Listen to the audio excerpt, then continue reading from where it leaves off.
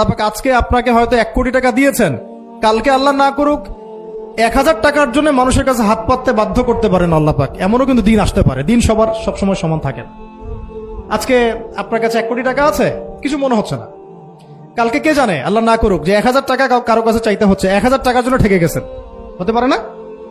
রিজিককে মানুষ তাজিম না করলে রিজিক দূরে চলে যায়। দুটো বিষয় খেয়াল রাখবেন, দুটো বিষয়। এক হচ্ছে মাঝে মাঝে মনের মধ্যে কিছু আমল করার ইচ্ছা আসে না? মনে হলো যে আচ্ছা একটু 10টা আয়াত পড়ি, মনে আসে না? মাঝে মাঝে এমন মনে হয় না? ওই সময় এই যে মনের মধ্যে যে এই ইরাদাটা জাগ্রত হওয়া, এটাকে আমরা বলি ওয়ারিদ। অন্য ভাষায় আপনি বলতে পারেন মেহমান। কি বলতে পারেন?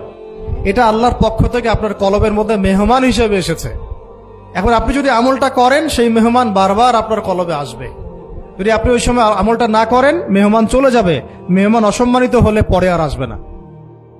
একইভাবে রিজিক আল্লাহ পাক দিয়েছেন, এর তাজিম যদি করতে পারেন রিজিক বেশি আসবে। রিজিকের তাজিম সম্মান করতে না পারলে রিজিক আসবে না, বেশি কমে যাবে। উসমান রাদিয়াল্লাহু আনহু সবচেয়ে ধনী ছিলেন না? কেন জানেন? কেন?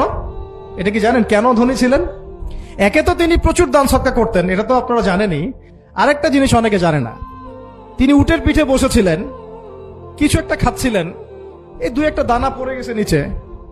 উটের পিঠ থেকে নেমেছেন, নেমে সেই দানা উঠিয়েছেন, পরিষ্কার করেছেন, ধুয়েছেন, আবার খেয়েছেন।